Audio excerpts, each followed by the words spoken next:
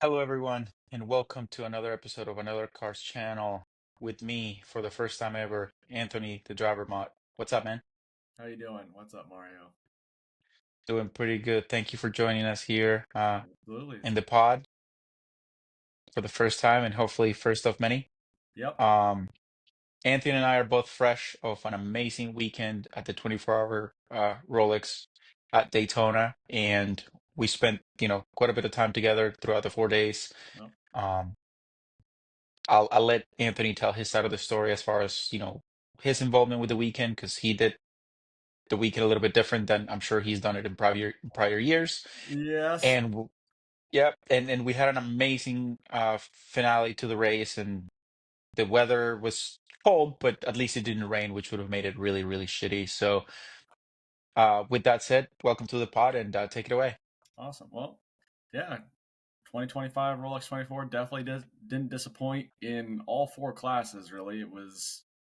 I think there was at least 5 or 6 cars on the lead lap with an hour or two to go. So you can't really ask for much more than that as a fan of just motorsports in general. Um, and then, I mean, you got to see an iconic win in the GTD Pro class with the Mustang GT3, which that's kind of where we focus on the GTD classes, getting its first global win ever, and Penske Porsche going back to back. So pretty Yep, cool. that was quite amazing. Now, that brings us into Friday. Let's talk about what you did with I'll let you mention the team and everything else, but from what I understand, you and your venture Cars and Canards sponsored a car. So tell us how that process was, what it was like to be immersed with the team and everything that went on for the weekend for you. Absolutely. So I'll start by saying thank you to Core Motorsports and all the other sponsors that are part of the team for bringing me in and giving me the opportunity to do it. I've had a lot of people reach out to me since then, asking me, how did I do it? How much was it? All that kind of stuff.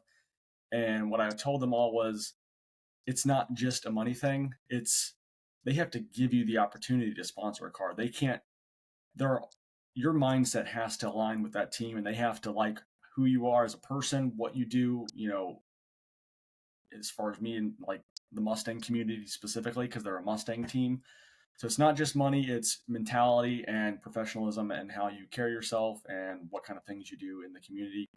Um, that being said, this has been a at least a 3 to 4 year long journey. I started going to these races 6, 8 years ago. Really fell in love with Core Motorsports and the team, and then they were up in Michigan when I think the first couple of years that I was into IMSA, because I didn't join IMSA until 2016 and start following it. It was because of the Ford GT. Um, so they were up in Michigan, but I didn't even know about that. I wasn't that immersed to where I was looking up where these teams were based and located yet. I was just enjoying it as a fan and enjoying the Ford GT. Then I found out that they relocated down to Daytona Beach, and then just from there, it was just kind of they were seeing me at a lot of other events outside the track. They would go to certain events with the car, and I would be there and just talking to them and stuff. And then I decided to, and then about 2.5 years ago, when I did my first Canards event, or sorry, second one, would have been February 22. I'd gotten to the point where they had just seen me like 2 weeks ago, and I had talked to the owner of the team, Dean Martin, and I brought up the fact that I was doing this event, and he said he had seen me and heard of me, and he said he liked what I did in the Mustang community, specifically with the track day stuff and that kind of thing. So I just kind of threw it out there to him. Hey, I'm doing this event. I think it would be really cool for all the people that are coming to this. It's at the time it was probably predominantly Mustangs and Shelbys. Probably 50% of the attendance was at least Mustangs and Shelbys. They would think it would be really cool if they could see one of the cars, whether it's at the time their S550 GT4 or one of their Boss 302Ss or anything like that. And they ended up bringing out the S550 GT4 that they ran at Daytona that year, and then the rest of that year. So then after that, it was just kind of just keeping doing what I've been doing. And when their media guy came to me at the end of last year, um, was like, "Hey, we're doing this Friends of Core thing, um, and we are basically giving you the opportunity to be a sponsor of the car, and it was like, you could do a single race sponsorship, or you could do a full season. And of course, there's monetary along with that. I don't really want to disclose all that because that's a little bit personal, but again, it wasn't just a, hey, I want to sponsor your car. Okay, it's this much money. Got it. It was much, much more than that. So again, that was just awesome opportunity. So then moving into the weekend, so we had credential access, which basically got us everything, hot pits, which I didn't take advantage of. I was just so immersed with like enjoying the car and seeing it come by with your brand on it. Just being a fan of the Mustang was already a fan enough, made it enjoyable enough. But then when you have your brand, and when it's not like a huge brand like one of their brands like Forge Line, they've huge company, um, Michelin and VP Racing. Who would have thought my little brand would be on the same area as those brands? So yeah, when you see that going around, you feel like you just get like the excitement, like you just feel like the community is like, this was not just me, this was everyone that's ever come to one of those events. Send me pictures and videos of the car going by, and it was amazing just to enjoy that. And then, I mean, the only thing you could complain about with that was they didn't win, but they were on the podium and they were in the fight for the last 2 hours of that race. They were in the top 5, top 3 the whole time. So, I mean, what more can you say? It was just, the weekend could have ended on Friday and I would have been completely just in awe. So it was awesome. Who All knows right, when the next opportunity will come for that? But so we'll stop there for a second. Just I want to say congratulations on that. That was amazing. I happened to be with you, and I can attest on how excited you were, and I could see it. Like it meant so much to you. And I've been to your events. We've been friends for some time, and so congrats on that. It's a huge achievement, and I'm not saying that because I'm your friend. I think what you've done is truly remarkable. Um, Talk about how when you're with the team watching them operate, like, because obviously you got to see them when they were prepping the car, and I know you were with them on the grid when they were getting ready to start the race and all those things. Talk about what it was like. You were basically a member of the team for the time that you were with them. And I know it was also, I believe, your father's and your brother's first time. Correct me with that.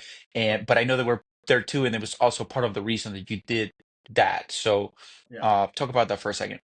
Yeah, so I mean, I was just kind of like standing in, watching the team doing what they do. Just they have all these. It's I was there for the last day of the Roar, so I got a little bit of it. But then to actually see them operate, it's like just a well-oiled machine. Everybody knew what they were doing, but they're all, I think all of them, maybe like one or two, were flying mechanics. So not people that are working every day hand in hand at the shop in Daytona. People that are coming in just for the race weekends, and they have to get right into it. Getting the car prepped. They've got the guy that's basically in charge of like the outside. They've got, aesthetically, they've got the guy that's in charge of the engine. I mean, the morning of qualifying, they found a broken header on the car, that the 59 car. Um, that wasn't there the day before, but they're going over these cars with a fine tooth comb. It's not just, you know, lick the stamp and send it.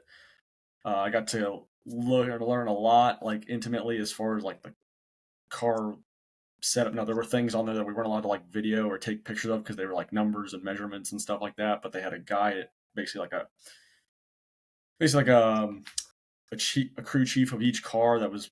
He had a binder of all the notes, setup notes, and all that kind of stuff.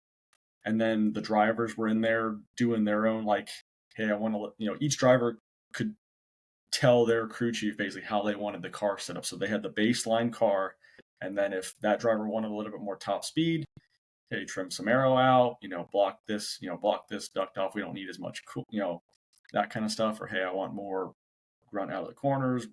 It was cool watching Billy Johnson carve up his foam insert with a razor blade to get and test fitting it time and time again, just to get that, right. Um, they went as far as, if I wanted to, they said I could get under the car. I could sit in it, which I did. I did do that, but yeah, I was just trying not to get in anybody's way. I mean, they're not running around back there, but they are, putting the car up on the air jacks. They have the guy that basically operated the air system to let it out when they were ready to. So just the communication back and forth when they were doing the ride height adjustment, where they put the bars on the front and back, and using the string to take a measurement from the wheel hubs, and talking back and forth. And they're talking, terminology like I would do in the military, where only you're going to understand it really, and just to be a part of all that. And not to mention there's 20 other cars around them, so everybody's doing stuff. So yeah, it was a really really cool experience, and they're really really great people. They took the time. If you wanted to ask them a question, as long as they weren't, you could tell if somebody didn't want to be bothered, or shouldn't be bothered, but they were more than welcoming to take their time and explain stuff to you if they could, when they could. So yeah, really cool. Now, you mentioned Billy Johnson. That I want to give him a shout out. Him and I spent a little bit of time on Saturday, and he talked to me about the last hour of the race, and what an incredible guy. He was super open, very, very friendly, and he introduced me to some people. He knows about what I'm trying to do with our race team and trying to get to WRL, and he gave me tons of advice, and I look forward to getting with him again. But huge effort on his part. From what I understand, they were having some diff issues, and that kind of took him out of contention in the very last stage of the race because he was at the front, he was leading, he was fighting, Yeah, and towards the very end, he apparently had some issues. So great effort for him. Shout out to him. Great guy. And good luck, to him the rest of the season. I know he's going to be doing some WRL and some other stuff with IMSA. it'd be cool to Now, see him up there. yeah. Now, from for those of you who don't know, and I'm sure most of our audience does know, Anthony's huge in the GT350 community. He puts up these events, and he has his own channel, which I'll link in the description and probably out here somewhere at some point. And Anthony has been key. When I had my GT350, hey, I need this, or this is not working. Anthony was always my go-to person. He came to my house once to try to help me diagnose problems. So I Did you think ever it's a bit find under. out what that noise was, or did it just? No, I mean, in retrospect, everything that happened to the car, that Yeah. became kind of a small, a moot point. But for those of you that if you're in either if you own a GT350 and you for some reason don't know about Anthony, make sure you check out his channel, all his socials, and come out to some of his events. What I really like about it, he's made it to where it's relatively affordable, right? It's cheaper than your regular track day. Um, I want to talk about this in episode 10 of the podcast when we bring on everybody, including yourself. Um, but talk about what the calendar looks like for you, for your events. And I know we're here to talk about Daytona, but talk about the influence that a weekend like Daytona has on you for the rest of the year when it comes to cars and canards. Well, I will say I try to do as much, I guess, association, not only just because of the car, but just because you're in that atmosphere. Fuel's flowing, burnt rubber smell in the air. People want to get out there and drive. So it's kind of the unofficial start to the race season. It's the first major event globally. I don't think there's a bigger event racing wise that's before the Rolex in the world. Um, Bathurst is next month. 12-hour Sebring is March. June and July are Le Mans, Nürburgring 24. So I think this is the first big event of the year. So yeah, it just gets you kind of ready to in hmm, copy. Huh, come back to that. It's kind of like it's relatable, but not in a sense. But as far as the calendar goes, we're doubling up on events this year. I've got an event probably every 4 to 6 weeks throughout August. And then once we get closer to the middle of the year, then we'll put out the rest of the schedule for the year. Trying to expand more from the firm. I know some people are getting annoyed at going there all the time, but unfortunately, cost wise, it is the place to go. I'd love to go back to Roebling. That's the next step up, and um, that event when I did it last year didn't do too well. So maybe need to adjust and see what can be done to maybe get that out there more. It's only 3.5 hours away from me, so it's an hour and a half farther away than the firm. Track is awesome, especially if you've got a higher horsepower car.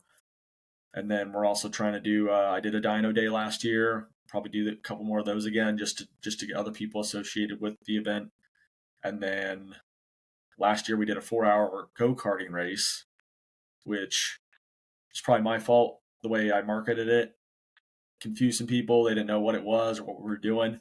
So we're just gonna go to a go kart track as an event group, but we're not running out the track privately, and just get people out onto the carts so they can experience them, kind of get a better idea of what they are, what it's like, and then probably try and do another endurance race end of this year or beginning next year. That sounds awesome. And I personally will do what I can to be there at those events because again, it's a great atmosphere.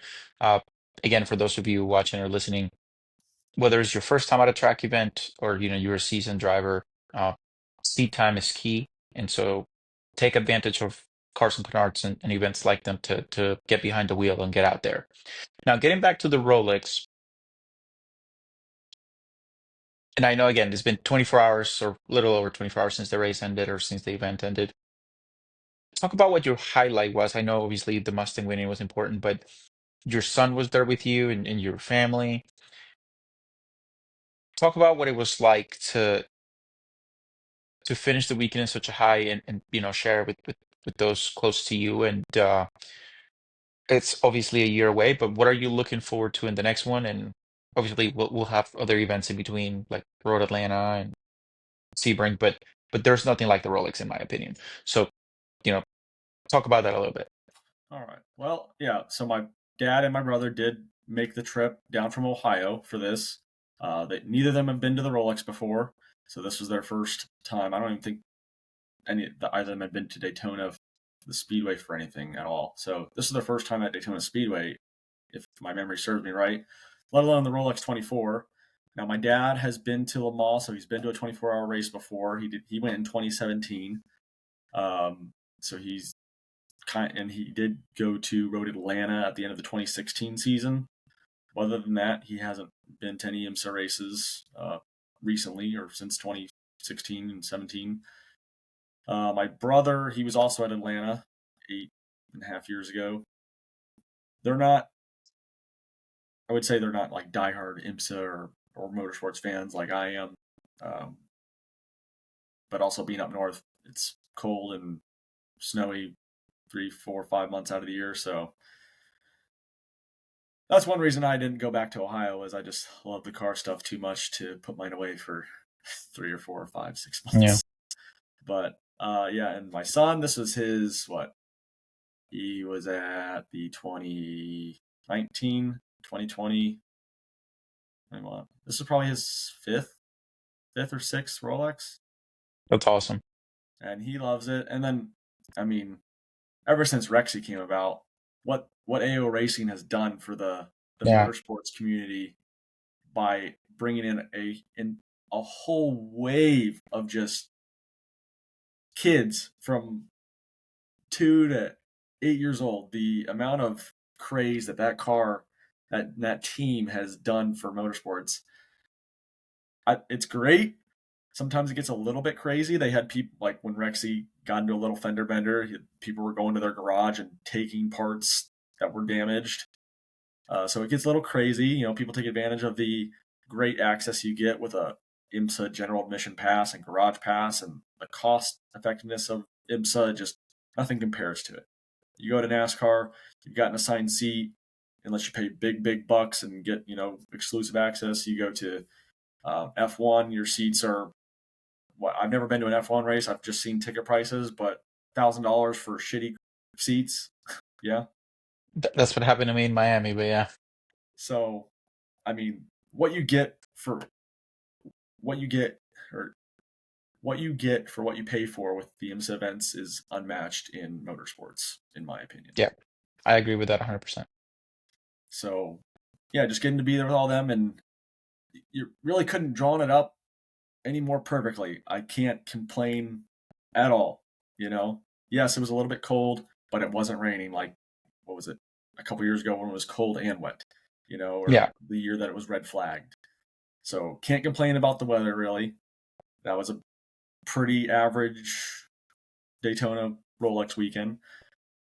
Can't complain about the all four classes, and then in particular class that you're rooting for a specific team for them to win it, and it be that car's first global win. You just can't complain at anything. So definitely the highlight is really just the whole 4 days as a whole. I can't really pick out one moment that was like this was the best, that was the best. Let's say this. Shout out to Ford. I feel like ever since they came back with the GT3 and obviously modeling after the GTD and such, the the owner's lounge was great. I took advantage of it because I still have my insurance card from my Mustang. Um, they just said, "Do you have an insurance card?" And I said, "Yes." And I didn't lie. I had one. And Could have just found me. they I got four keys. But they fed me, they gave me drinks and multiple times throughout the weekend. So shout out to Ford. And the display they had was awesome. The cars they brought were awesome. At some point they brought up a person to talk about the GTD's engine and a bunch of other stuff, answering fan questions. And compared to like what Chevy does, like all Chevy did was, I mean, they did display the ZR1 and the CO6 and the E-Ray, and that was great. But they just had people handing out T-shirts. Like they didn't do anything for the owners, which kind of bummed, especially because they have the I think it's called like the Chevrolet Experience inside. Like they have like the whole building that they didn't use for anything, which was kind of silly. Um, and so shout out to Ford for doing something right, and congrats to them on the win. I'm not saying that they won because they got fortunate because of the incident between the Corvette and the BMW. It's an endurance race. It could have happened to anybody, right? And to win an endurance race and to win at motorsports in general, it takes a little bit of luck. Um, and so I think they finished first and third, if I remember correctly. Yep. Um, which is again, it's an incredible achievement for a car that has only been running the series for 2 years. Um, if you One look back complete when year. One complete three year. years, One complete year. That's one complete replaced year. the Rolex last year. That's right. If you go back when the CA launched, I think they dominated for a little while, and then BOP kind of came into place. And last year, the C8 finished like sixth at Daytona. Like it was like a really bad result for them. Um, and obviously this year they had a winning class with GTD, and obviously they had a shot to win at a GTD Pro. But I think the racing was fantastic. I thought almost every team looked so complete and so prepared. Like with 10 hours left, they looked like, oh, this team has got it. And then 2 hours later, it changed. And then 2 hours later, it changed. And like you said, the access that you have to the teams, I happen to be fortunate enough to be friends with a couple of drivers and to just be able to see them and talk to them like minutes before they're about to get in the car and drive. Like one of my good friends, uh, he was starting, and I ran into him in the grid, and like we're hugging, whatever, and I'm like, so who's starting? He goes, I am, and I'm like, it couldn't sink to me that like in a few minutes this dude's about to go close to 200 miles an hour and go race, and but we're just chatting like if you and I are at the firm Oh yeah. about to wait for our session to go up, and so it was crazy, it was amazing. I encourage anybody who can go to the Rolex, do it even if it's just for the weekend. Like I said, I typically camp all 4 days. This year I couldn't camp, um, but I was still there for majority of the race. So um, I would say my highlight, and obviously post race, was the incident between the BMW and the Corvette and all the media that has been around it, and the guy flipping him the bird at like 160 miles an hour. That was amazing. Trying to have a And friend I of mine think create a shirt of that. I'm sure there's a link I'm in the making a shirt of description. it as well. I'm making a shirt of it as It's not well. just going to be a picture. There's going to be some words, and we'll just leave it at that. Yeah, and I watched the interview afterwards, and the guy said a lot of things. I think if BMW told their driver to block, I mean that's despicable. If the driver did it on his own, that's not any better. Um, but there has to be some sort of honor in racing, right? You're putting your life um, at risk. And I know these cars have gotten incredibly safe, but it's still very, very dangerous. Um, I don't think there were any. I know there were a lot of accidents, but I don't think anybody was injured. I know of a driver that broke his foot on Friday. I think he like smashed the brake too hard and broke his foot. Really. So hopefully he's okay. But again, it wasn't an accident; it's just an injury. Um, and overall, I thought it wasn't quite the photo finish of last year, but it was close. It was again, we had if the race would have been on a couple of laps longer, the Acura could have won, and so in the top class in GTP, and so um, it was amazing.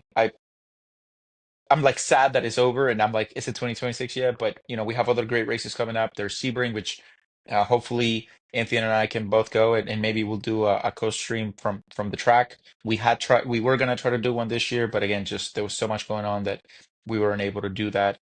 Um, Anything else that comes to mind about last week, and anything else you want to talk about? Um, it was so amazing. Like I said, we probably need like a 10-hour podcast to go Yeah. through everything that happened, like hour by hour. But what else stood out to you? Well, I would say so. This is the first race of the new kind of BOP regulations and the way they're BOPing cars. They're utilizing something that IMSA has been doing for a long time with torque sensors. And outside of at least in the GT Pro class, obviously that's the one I was focusing on the most. Outside of the or inside the GT Pro class, outside of I think it was just the Lexus. Pretty much every car was on the pace. There were a couple one-offs, like for whatever reason, Rexy was doing fine, but the Proton competition portion was not. I don't know if they were having mechanical issues or whatnot, but pretty much every manufacturer in that class was right up there. So I would say, however they're doing it or whatever they did, seemed to probably conclude or be the reason why we got the finish that we did. And yeah, we got the two longest races of the season: Daytona, 12 Hours of Sebring in March, followed by the shortest race of the season, the 100-minute sprint in Long Beach. So the start to the IMSA season is, by the time you're done with Sebring, you've already done, I think it's like 60% of the race time of the entire season in the first two races. It's something That's crazy. like that, yeah. How long is Road Atlanta? I don't remember. Road Atlanta's 10. 10 hours. Okay. Yeah, I remember in 2020, like mid-COVID, they had like it was something called like the Coke 240, and it was supposed to be like 240 minutes or whatever that was. I don't know if they're doing that like every year. That was at Daytona.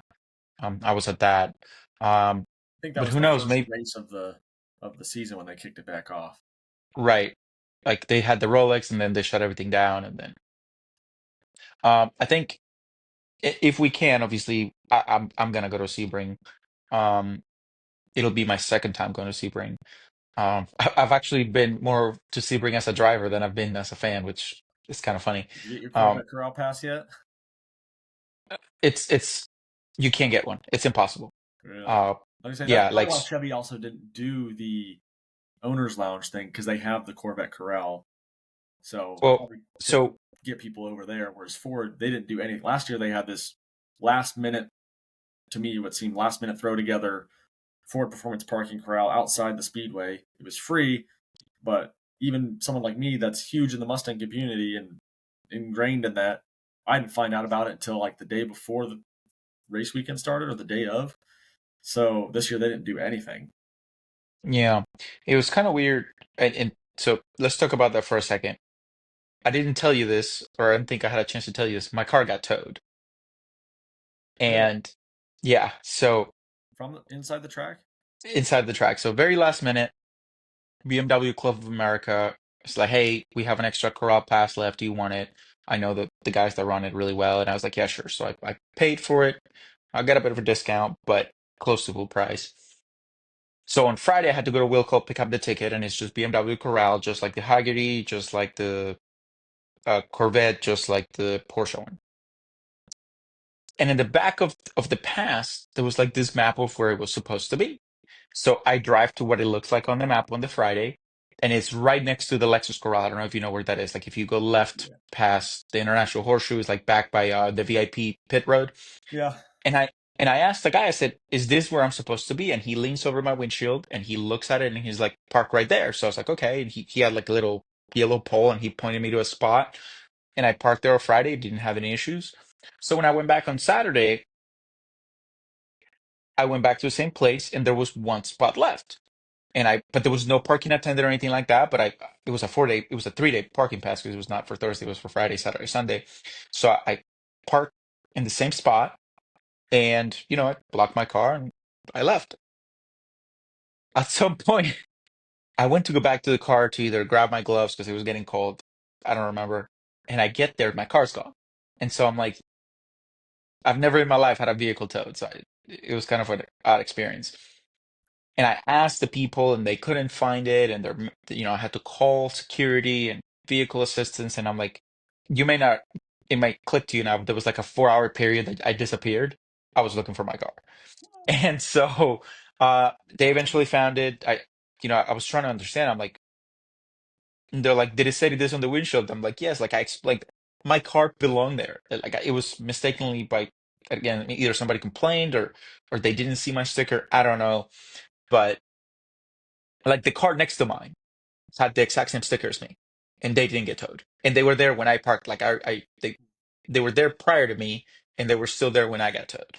So luckily, I didn't have to pay anything. They just took it to this one place and left it there. And I had to take a tram, and like once they brought it back, and I went and got it, like it was fine. Nothing bad happened. There was no damage to the car. Um, Was it far but it outside the was it speedway, was or was it like at like a spot at the speedway, like outside the speedway? so they took it away and then they brought it back to lot six.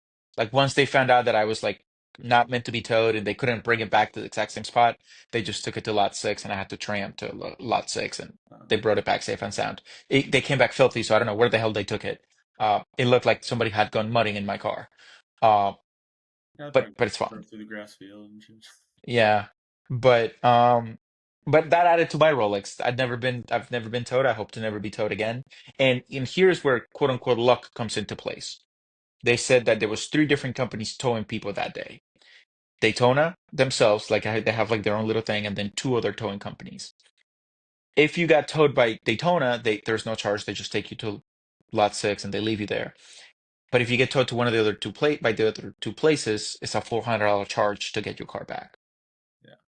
And obviously, I wasn't supposed to be towed. They made a mistake, and so obviously I didn't have to pay anything. But um, if anybody watching plans to go next year, make sure you park where you're supposed to, because otherwise it's going to cost you to get your car back. Like I said, I was where I was supposed to be. Somebody made a mistake to just add a little bit of excitement to my weekend. Um, and I got the car back safe and sound, and I didn't have to pay a dime. But it was crazy. Like I've never experienced getting to my vehicle and it not being there. Yeah. My laptop, which is my entire livelihood, was in there. Um, plus like everything else that I had gotten through the weekend. And um, it was a bit scary. I'm not gonna lie, it was a bit scary, but thankfully it Because all yours is worked a out. convertible, right? Yeah, yeah. You could have just like cut the top and stole your car. Like it could have got ugly. It could have got really ugly. Um, I'm glad it didn't cost you anything. yeah. So that would have been it. And obviously, like if you pay it, you charge it back to your credit card, you get your money back. Like Yeah. there's ways around that, but Yeah, because uh, so it's funny you say that. So I've been towed before, but it was in France, in Paris, because when I went over to France in 2019 to go to Le Mans to see the 4GT for the last time it was going to be there at Le Mans before they canceled the program. When we were in Paris, we parked on a street along with a bunch of other cars. Well, apparently that street on Saturdays from 10 to 2 was market day. So we parked it before. You're not supposed to park there between 10 and 2, but we parked there, 8:30 in the morning, whatever. Go, do Paris stuff, Eiffel Tower, this and all that kind of stuff. Come back to the car, and we're like, you know what? It's been a long couple days. Let's go back and call it an early day and go hang out at the pool or something at the hotel, whatnot. Well, get to our spot, car's gone. Finding your car in a foreign city where you don't speak the native language, I don't know how I managed to do that. but we did it in about probably 3 hours, taking three different subways, making sure we got off at the right spot. Never having ridden these subways before, been in this city before, and yeah, I paid for it and charged it back. That's the way to go about it. Uh, wow, that tops my story. Well, listen, we're getting close to the time that we usually keep these episodes. So let's close with obviously we're looking forward to the rest of the calendar season, but as a preview of what we're going to discuss in the next episode when we have you back with the rest of the crew, tell us a little bit about what's going on with your car for those who know who you are. I know that, here's your chance to plug of all your content because I know that you have a great series you're coming up with, with what's happening with your car. Obviously, in confidence, you've told me some stuff, but I'd rather you tell it yourself. So let the audience know what's happening, how they can find you, where they can find you, and what they can look forward to. Well, the process is not going to be a short process. I understand that. I'm in no rush to get this car back. It's going to get done.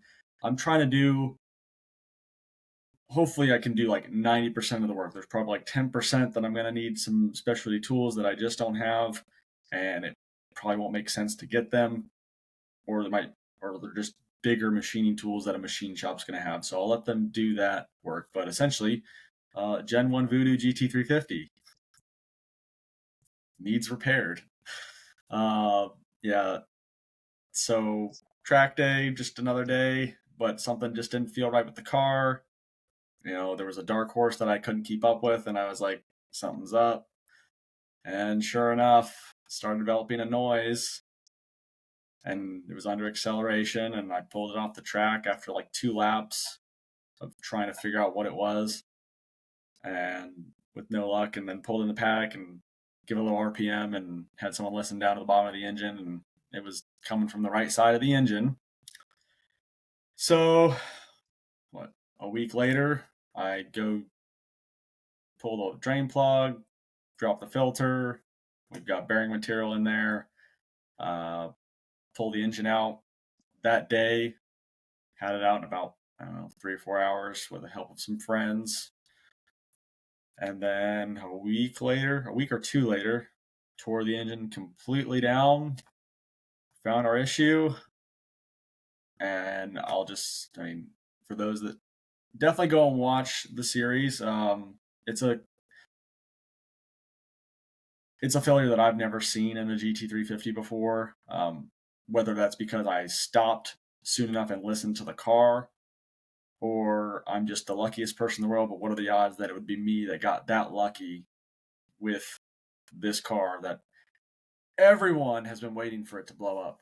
So even me, but I've got no regrets or remorse for the car. I've done so much with the car, from track days, rallies, SEMA, wheel to wheel spectator drags, autocross, just everything. So I can't really complain about where I've been with the car and what's happened.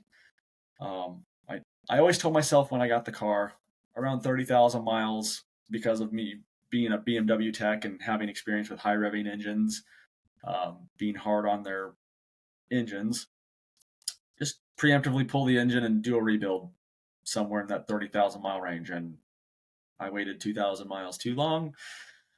We'll just leave it at that. Awesome. Everyone, I will link in the description so you can go watch for yourself all of the amazing content that Anthony's putting out with the GT350 platform. Uh, in the next episode, we'll also talk about his other Mustang. That's a S650, right? Um, and what you're doing with the supercharger and everything else. I've seen the car in person. It looks amazing. Um, but again, I don't want to spoil anything. So, We'll say the GT350 is going to come back with something that no one is going to expect. oh. Say that. Plot twist, awesome. Can't wait to see it. Everybody, thank you to Anthony for joining us. First guest to the podcast, which it's First been time a only long time happens once. coming. Might as well be this Yeah, one. yeah. We've been planning this for some time, and I can't wait to have you back on when the rest of the crew is also with us. So thank you, Anthony.